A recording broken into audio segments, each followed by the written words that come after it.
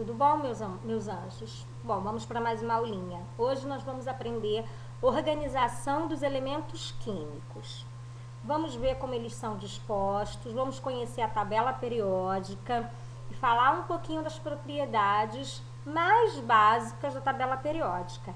Essa primeira aula é para conhecer a disposição dos elementos. Para começar, a gente tem que entender que um pouquinho da história da tabela periódica, né? Vários cientistas ao longo dos anos, dos séculos, tentavam organizar os elementos químicos em uma tabela que fosse pelo menos unificada, para que todo mundo chegasse a um consenso.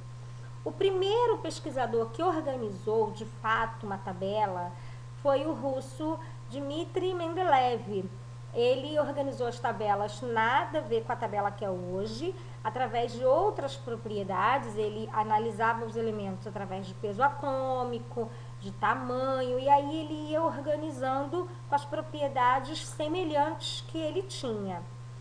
E a tabela, ano passado, ela completou 150 anos, tá? Ele foi o precursor, mas não foi o único que chegou à tabela de hoje.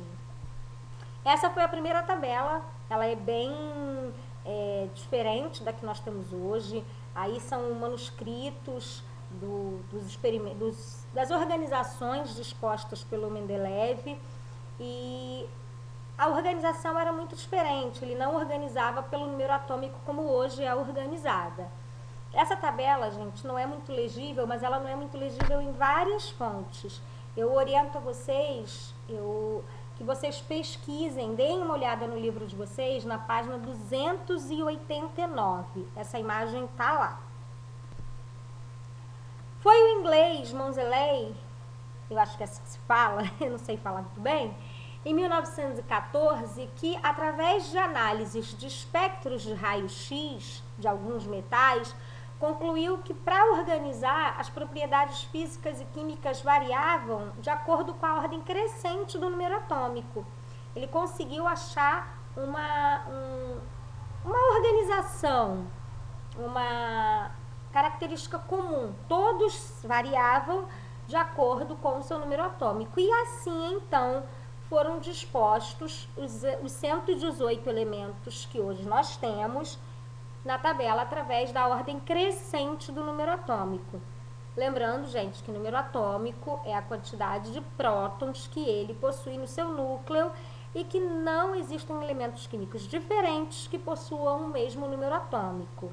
Lembrando também, galera, que os átomos são neutros, então eles possuem a mesma quantidade de número atômico, de prótons, de elétrons. É importante a gente saber isso, porque a gente vai começar a falar um pouquinho em período, camadas eletrônicas, e a gente tem que entender que isso depende da quantidade de elétrons que ele possui. Ou seja, quanto mais elétrons ele possuir, mais camadas ele terá, maior ele será, ok? Isso tem a ver também com o número atômico. Se eu tiver um elemento com número atômico 5, eu entendo que ele tem 5 elétrons. Se eu tenho um elemento com número atômico 105, eu tenho 100 elétrons a mais. Consequentemente, eu vou precisar de mais camadas para dispor esses meus elétrons. A tabela periódica, ela é dividida em colunas e linhas, tá? São 18 colunas e são 7 linhas. Essas 18 colunas nós chamamos de famílias, e cada uma delas, que estão nas pontas, recebem nome. E as linhas são os períodos, que como são 7, é de 1 a 7. Então, primeiro período, segundo período, até o 7º período. Bom, aí nós temos a tabela, pessoal. Para a gente identificar, nós temos que observar que a tabela tem colunas, que estão em pé, que são 18, e linhas que estão deitadas, que são 7. Essas colunas a gente chama de família e essas linhas a gente chama de período. Aqui, ó, antes da primeira coluna, nós temos uma coluna cinza com a numeração de 1 a 7. Essa numeração de 1 a 7 é só para identificar que são 7 períodos. Então, todo mundo que está na linha 1, ou seja, hidrogênio numa ponta e hélio na outra, pertencem ao primeiro período. Todo mundo que está na linha 6, começa no césio, termina no radônio, todos eles estão no sexto período, inclusive esses azulzinhos aqui embaixo, que são lantanídeos, tá? Eles também possuem, também são do período 6, tá? Possuem 6 camadas. E aí sucessivamente, do 1 ao 7. Já na coluna, nós temos 18 colunas, e eu vou destacar a vocês as colunas dos cantos, as que não estão em rosa. Esses elementos que não estão em rosa, nos cantos da tabela, não esses aqui de baixo, tá? Que vem puxado assim, ó, uma setinha não, só os das pontas. Nós chamamos de elementos representativos. Essas colunas vão ter nomes. Então, eu tenho a coluna 1, onde começa o hidrogênio, a coluna 2, aonde começa o berílio, lá onde tem na minha outra ponta, em azul, o B de boro, é a minha coluna 13, carbono é a minha coluna 14, nitrogênio é a minha coluna 15, oxigênio é a minha coluna 16, flúor, minha coluna 17 e hélio, minha coluna 18. Então, eu tenho as minhas 18 colunas. Esses que estão em rosa, que eu pulei, que vai de 3 a 12, eles não têm nome, eles são elementos de transição. Então, família 3, família 5, família 11. Quando você fala só numeração, você já sabe que são elementos de transição.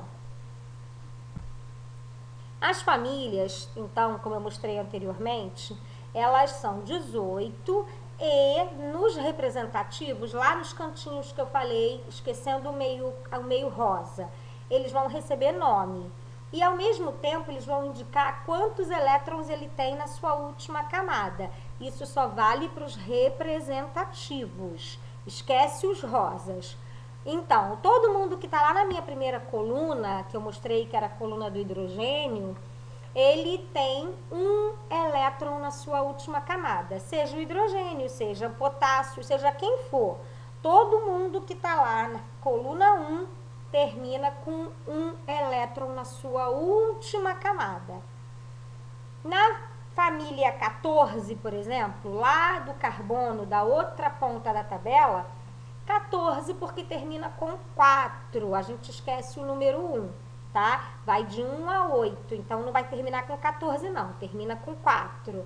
A 15 termina com 5, a 16 termina com 6, a 17 termina com 7, a 18 termina com 8, ok? Então, essa regrinha só vale para os representativos. E tem nomes. Família 1, família dos metais alcalinos. Família 2, família dos metais alcalinos terrosos. Família 13, família do boro. 14, família do carbono. 15, família do nitrogênio. 16, família dos calcogênios. 17, família dos halogênios. 18, família dos gases nobres.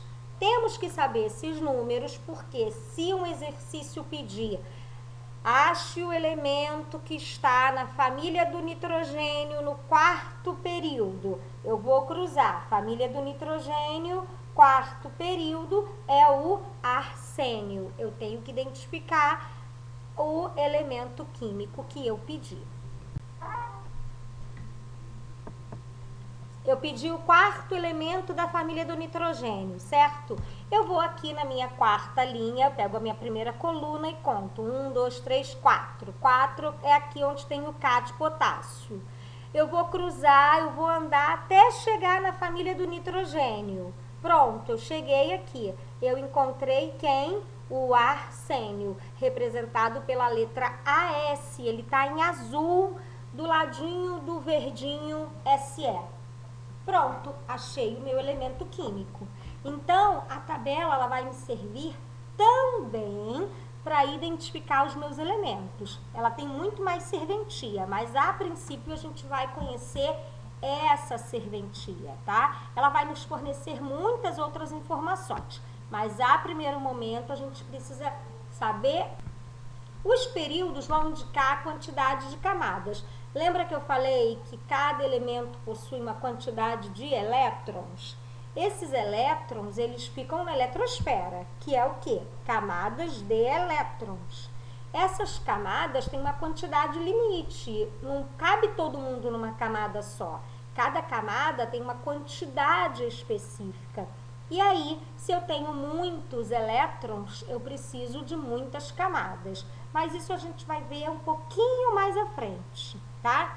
Eu preciso entender que os períodos vão me indicar a quantidade de camadas. Então, todo mundo que está no terceiro período, por exemplo, ele possui 3 camadas.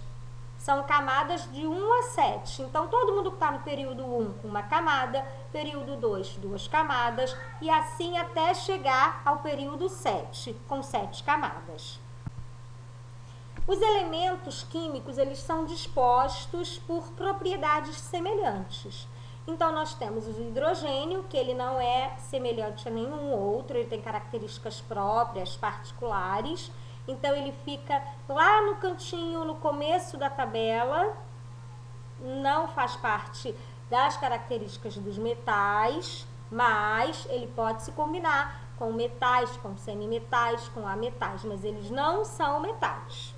Ele está lá na família dos metais, mas ele não é metal.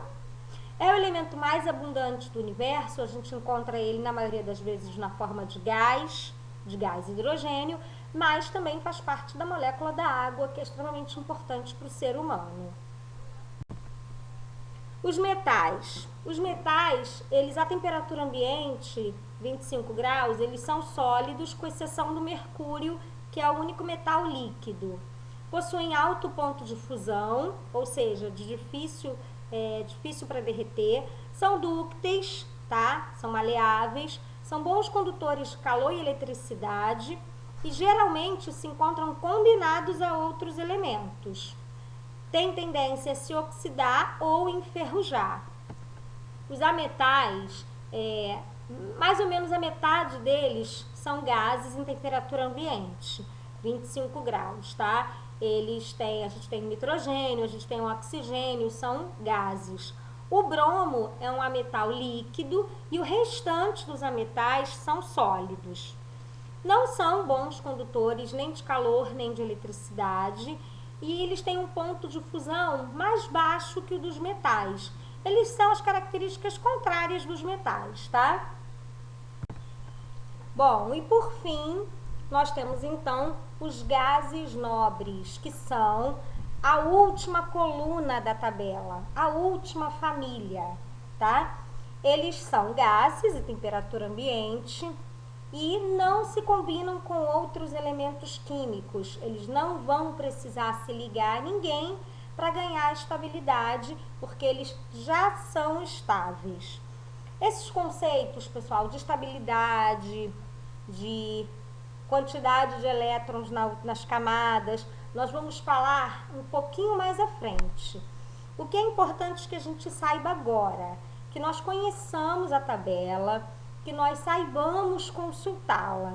Então, é preciso a gente decorar os nomes das famílias, dos elementos representativos, e é importante que a gente agora tire a tabela da mochila e passe a consultá-la, ok? Nós vamos fazer exercícios para fixar a consulta da tabela e aí é importante a gente ter a tabela na mão, não dá para a gente adivinhar. Então, assim, a princípio, a função da tabela vai ser consulta. Um pouco mais à frente, a gente vai usando outras finalidades que a tabela periódica tem. Desejo a todos uma ótima semana. Peguem a tabela para fazer os exercícios e nas nossas próximas aulas estejam com a tabela em mãos também. É muito importante isso, tá? Um beijo para todos!